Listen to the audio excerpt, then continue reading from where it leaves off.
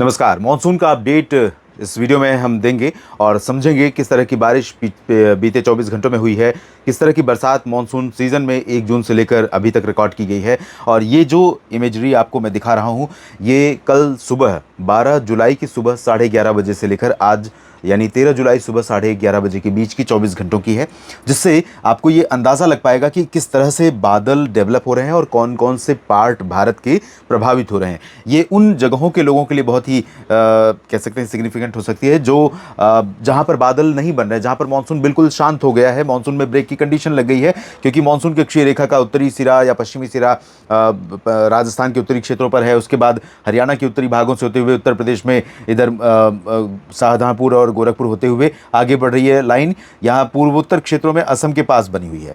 लेकिन जो सिस्टम यहाँ पर 3 सिस्टम बने हुए थे बिहार पर, असम और दक्षिणी बांग्लादेश के ऊपर, इन सिस्टमों का एक छोटा सा प्रयास या छोटा सा प्रभाव दिखाई पड़ने वाला है। और इसके चलते जैसा कि मैंने कहा था कि 14 और 20 जुलाई के बीच 2 ऐसे मौसमी सिस्टम बनेंगे जो भारत के मॉनसून पर थोड़ा सा असर डाल सकते हैं, यानी उसे एक्टिव कर सकते हैं, या कह सकते हैं कि जिन जगहों पर एक्टिव है वो दायरा थोड़ा सा और एक्सपेंड हो सकता है, आसपास का रीजन।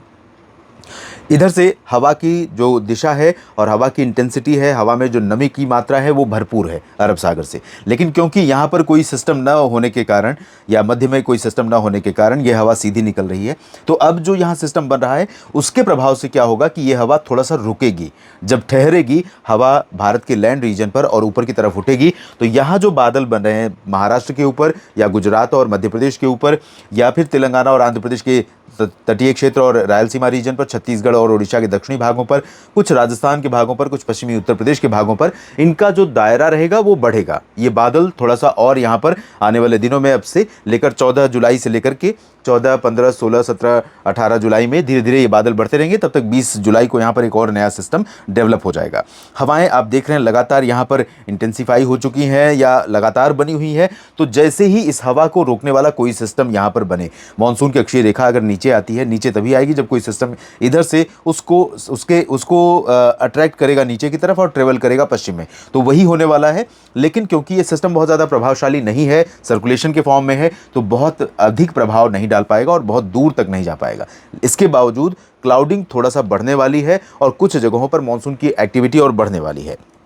अगर हम बीते 24 घंटों के बारिश के आंकड़े देखें तो चेरापूंजी में लगातार तेज़ बारिश हो रही है ओजीआईमेट के डेटा के अनुसार, क्योंकि इंडियन मेट्रोलॉजिकल डिपार्टमेंट की वेबसाइट पर आप चेरापूंजी सहित कई जगहों का डेटा देखेंगे 24 घंटों का, तो नॉट अवेलेबल है बारिश का, खासतौर पर बिल्कुल भी जीरो आ रही है बारिश। चेरापूंजी में 161 मिलीमीटर दिखाई दे रही है। अगर मेघालय से आप ये वीडियो देख रहे हैं तो ज़रूर कमेंट में लिखिएगा और स्पेसिफिकली इसके बारे में बताइए किस तरह की बारिश वहाँ पर हो रही है।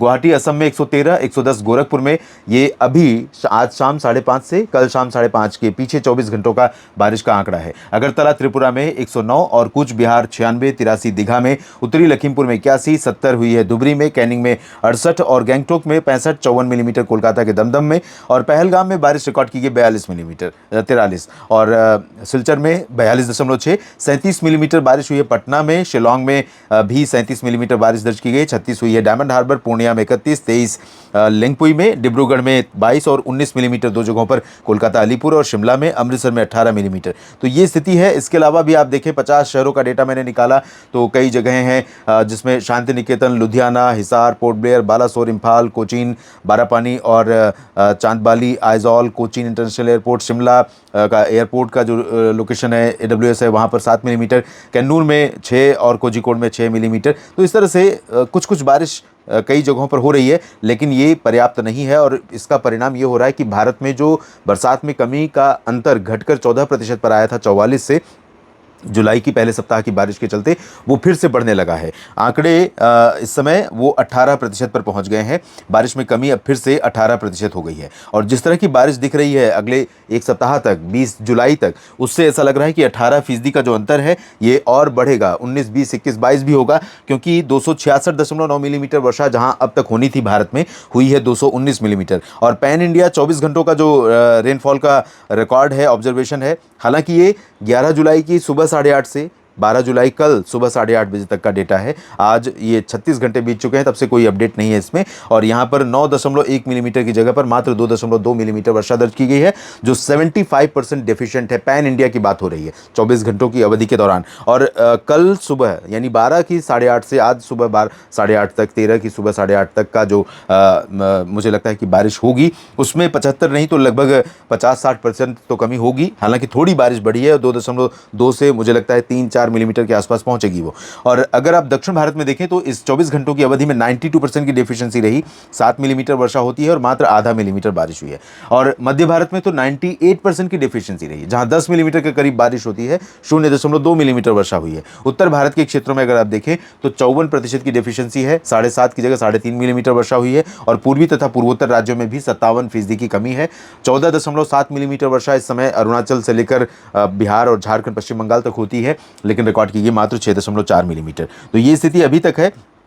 और परिस्थितियां ये दिख रही हैं कि थोड़ा सा जो दायरा है बारिश का, विशाखापट्टनम से लेकर इधर रायपुर और हो सकता है विदर्भ का कुछ हिस्सा टच करे, और कुछ पूर्वी मध्य प्रदेश और उत्तर प्रदेश के पूर्वी रीजन, और साथ में आगे जाकर इधर बीकानेर तक, राजस्थान का जो उत्तर पश्चिमी हिस्सा है बीकानेर और जयपुर तक का, यहाँ तक कुछ बादल नजर आए या बढ़ें, और यहाँ पर कुछ गतिविधियाँ बढ़ें। और थोड़ी सी गतिविधियाँ मध्य भारत और पश्चिम भारत के इन भागों में, थोड़ी बहुत मामूली गतिविधियां मध्य प्रदेश में भी, महाराष्ट्र के कुछ हिस्सों में, और थोड़ी सी साउथ राजस्थान के कुछ भागों पर हो सकता है संभावना बने, और कुछ उत्तरी राजस्थान के भागों पर, गंगानगर और हनुमानगढ़ के भागों पर आने वाले 4-5 दिनों के दौरान, लेकिन बहुत प्रोबेबिलिटी इसकी नहीं है। दक्षिण भारत में थोड़ी सी संभावना यहाँ तमिलनाडु और एडजॉइनिंग प्लेसेस पर, पुदुचेरी और केरल, आंतरिक कर्नाटक के कुछ भाग या आंध्र प्रदेश का जो तटीय रीजन है, यहाँ पर भी बादलों के बढ़ने की दिखाई पड़ रही है। तो थोड़ी सी बरसात यहाँ पर भी बढ़ सकती है। मॉनसून अपडेट के इस बुलेटिन में अभी इतना ही। आप बने रहिए लगातार मेरे साथ मौसम तक पर। नेशनल वेदर बुलेटिन अब से थोड़ी देर बाद अपलोड करूंगा, जरूर देखिएगा। धन्यवाद।